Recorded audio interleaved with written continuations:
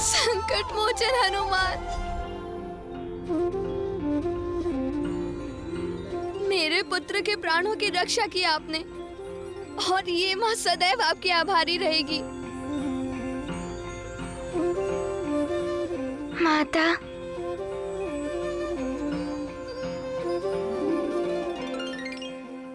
गन्मादन हनुमान का मित्र है। इसके संकट दूर करना हनुमान का कर्तव्य है। इसमें उपकार कैसा?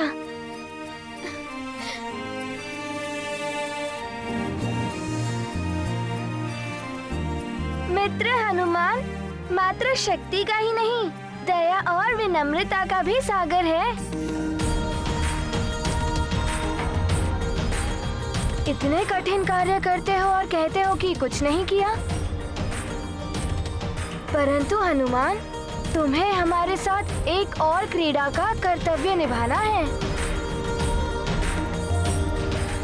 महाराज, महाराज, महाराज! क्या हुआ? तुम्हारे मुख पे ये भय का भाव कैसा? कहीं ये किसी नवीन संकट का संकेत तो नहीं? बोलो क्या हुआ? ऋषि दुर्वासा महाराज। ऋषि दुर्वासा अपने सहस्त्र शिष्यों के साथ सुमेरु राज्य की सीमा में प्रवेश कर चुके हैं।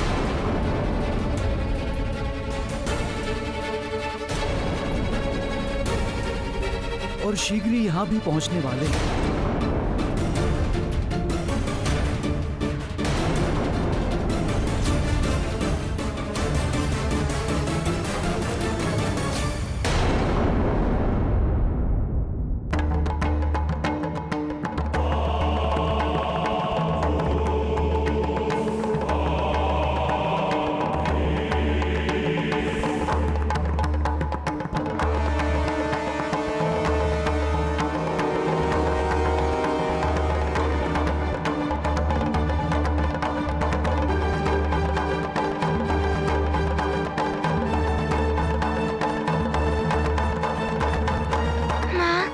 पिताश्री,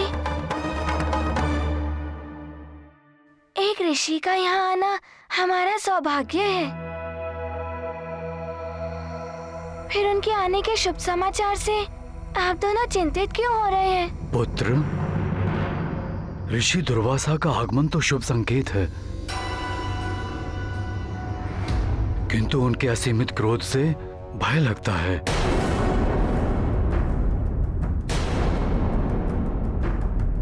यदि हमारी ओर से कोई त्रुटि रह गई और उनकी क्रोध अग्नि जागृत हो गई तो भयंकर शाप देके ही शांत होगी। यही सोचकर मेरा मन भी विचलित हो रहा है स्वामी। ऋषि दुर्वासा का ये सुमेरु आगमन का उद्देश्य क्या हो सकता है?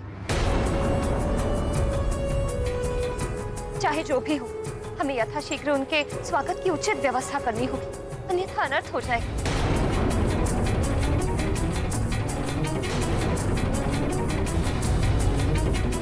मंत्री जी। जी महाराज। राजभवन के सभी सेवकों को कार्यरत कर सावधानी पूर्वक ऋषि दुर्वासा के स्वागत की तैयारी कीजिए। जी महाराज, मैं सतर्क रहूंगा। और ध्यान रहे, उनकी क्रोधाग्नि प्रज्वलित होने का कोई भी कारण नहीं होना चाहिए। जी महाराज। पिताश्री, क्या ऋषि दुर्वासा वास्तव में इतने क्रोधित होते हैं? उनके क्रोधित होने का कारण क्या है? पुत्र, ऋषि दुर्वासा महान तपस्वी, महाज्ञानी, महातेजस्वी हैं। उनको उनके कार्य में किसी भी प्रकार की कमी स्वीकार नहीं। तनिक सी भी भूल को वो सहन नहीं करते। साधारण जीव तो क्या, देवराज इंद्र भी उनके कोप का भाजन बने थे।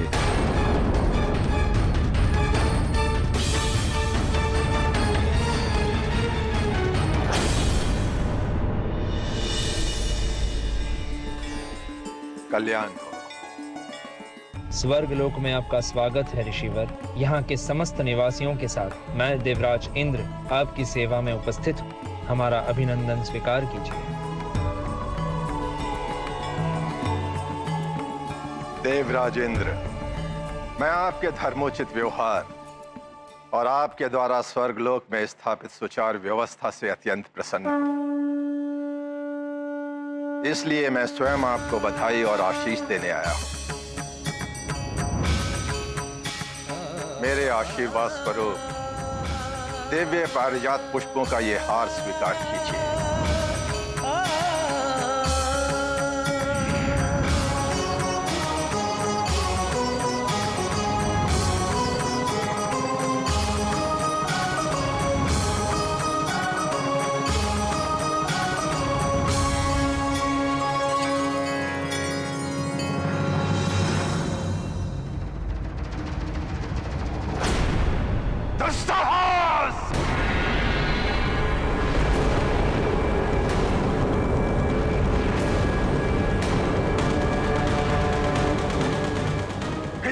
तो साहस! स्वर्गलोक के ऐश्वर्य ने आपको इतना अभिमानी बना दिया देवराजेंद्र। भगवान विष्णु के प्रतीक दिव्य पारिजात पुष्पों के हार का अनादर मात्र मेरा नहीं, भगवान विष्णु का अपमान है। इसका घोर दंड मिलेगा और इसका परिणाम आपको भुगतना होगा।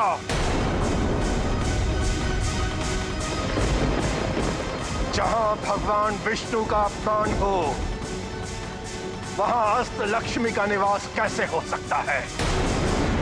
मैं ऋषि दुर्वासा आपको श्राप देता हूं।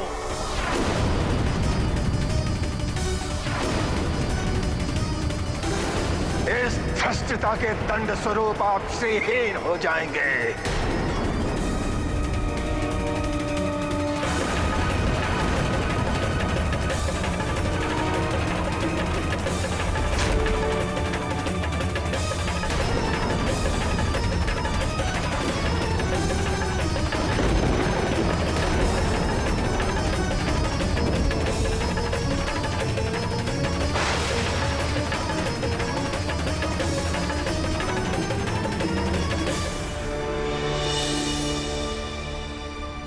ऋषि दुर्वासा के उसी श्राप के प्रभाव से स्वर्गलोक और समस्त देवता श्रीहीन हो गए थे। स्वर्गलोक से शक्ति, वैभव, सुख, शांति सब समाप्त हो गया था। इसीलिए अभिमान को अपने निकट नहीं आने देना चाहिए। अभिमान से व्यक्ति के विवेक का नाश होता है। जैसे देवराज इंद्र, उनके अभिमान के कारण स्वर्गलोक की महिमा ह्रास हुई। हनुमान समझ गया माँ। वो आजीवन विनम्रता पूर्वक व्यवहार करेगा, परंतु माँ, स्वर्गलोक में तो सुख समृद्धि स्थापित है।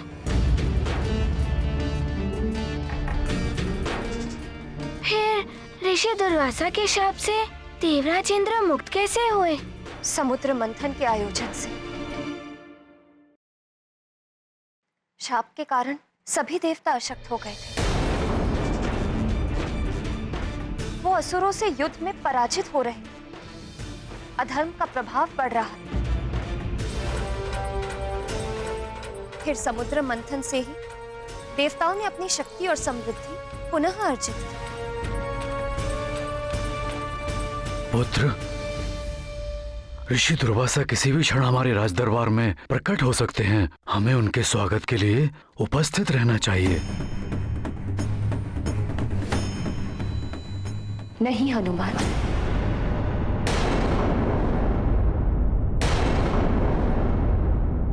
क्या बात है माँ? शीघ्र बताइए।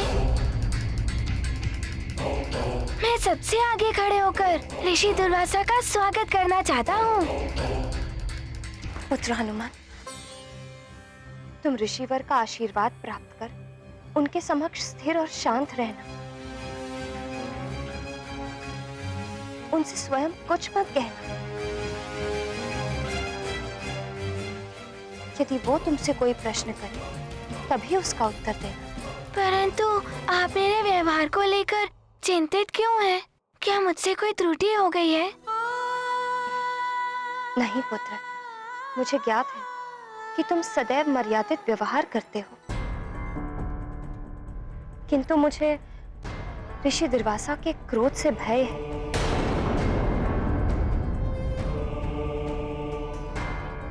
यदि तुमसे कोई भूल हो गई और तुमने उन्हें क्रोधित कर दिया और आवेशित होकर उन्होंने तुम्हें श्राप दे दिया, तो उस माँ के हृदय पर दुख का पहाड़ टूट पड़ेगा पुत्र।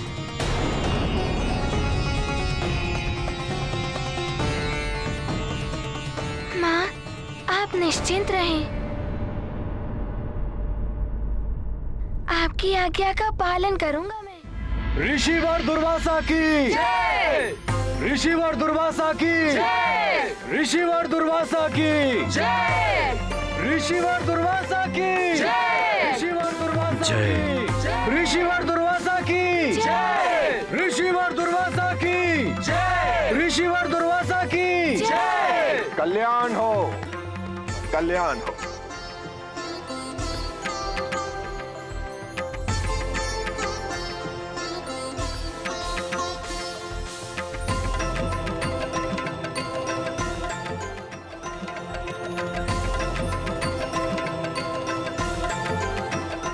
मंत्री जी, जी महाराज। सभी साधुगणों के विश्राम की व्यवस्था कीजिए। जी महाराज। मैं भी सभी के लिए जलपान की व्यवस्था करती हूँ अंजना।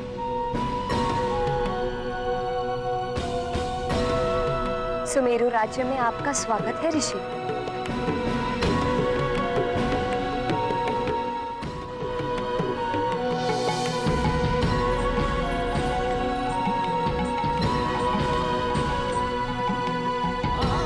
आपके दर्शन पाकर सुमेरु राज्य धन्य हो गया ऋषिवर।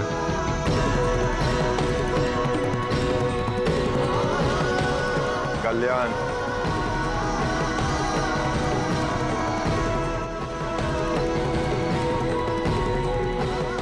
पधारिए ऋषिवर। ऋषिवर दुर्वासा की जय! ऋषिवर दुर्वासा की जय! ऋषिवर दुर्वासा की जय! ऋषिवर दुर्वासा की जय! ऋषिवर दुर्वासा की जय! ऋषिवर दुर्वासा की जय! ऋषिवर दुर्वासा की जय! ऋषिवर दुर्वासा की जय! ऋषिवर दुर्वासा की जय!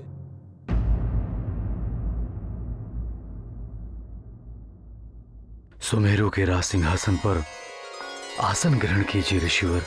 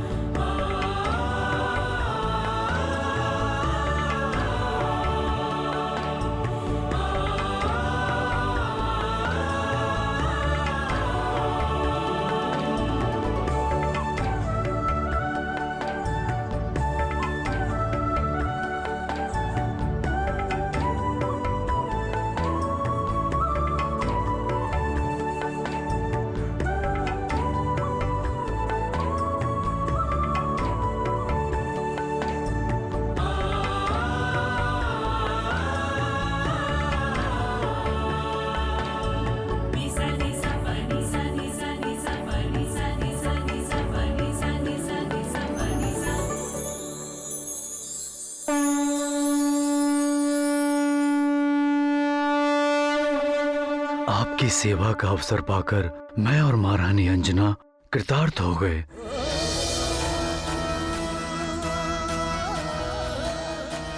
मेरे और मेरे सुमेरु राज्य का सौभाग्य है जो आपके दर्शन प्राप्त हुए ऋषिवर।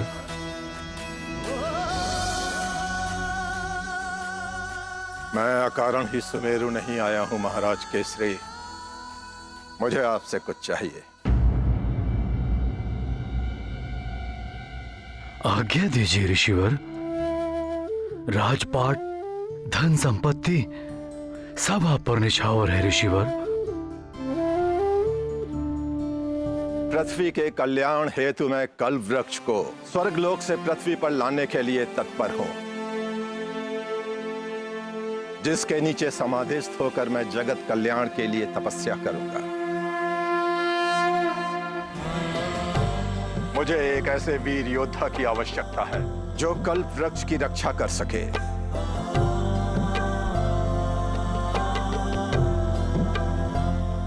और वो योद्धा है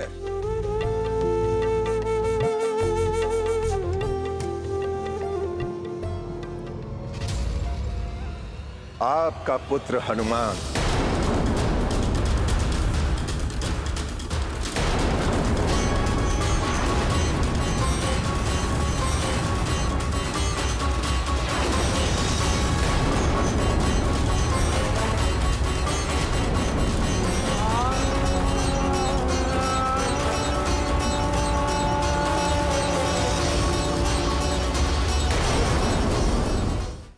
और वो योद्धा है आपका पुत्र हनुमान।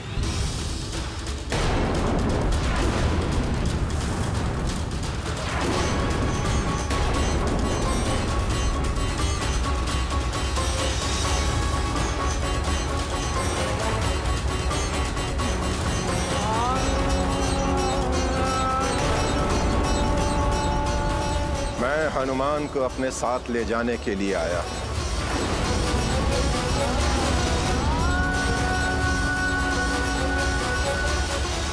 आपने सुना नहीं महाराज केसरी, मैं आपसे आपका पुत्र मांग रहा हूं। आपकी अन्य कोई और इच्छा मैं अवश्य पूर्ण करूंगा, परंतु मेरा पुत्र हनुमान, मुझे क्षमा करें ऋषिवर। मैं विवश हूं। मेरा संपूर्ण राजपाट ले लीजिए, जीवन पर्यंत अपना सेवक बनाकर रखिए, किंतु मेरा प्रिय पुत्र हनुमान मुझसे मत मांगिए। राजन! राजन! राजन! राजन! राजन! राजन!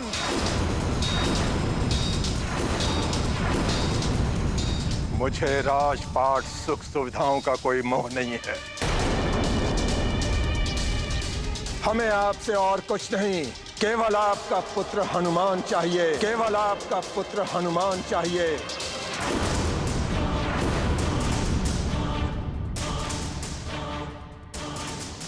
हनुमान अभी अबोध बालक है ऋषिवर।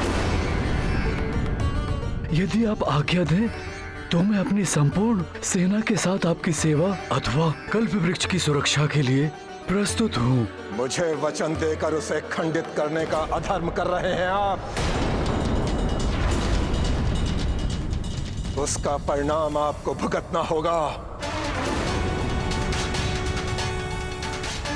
मेरे मुख से निकला हुआ श्राप आपके संपूर्ण नगर को भस्म कर सकता है, अंकुश लगा सकता है आपके वंश पर।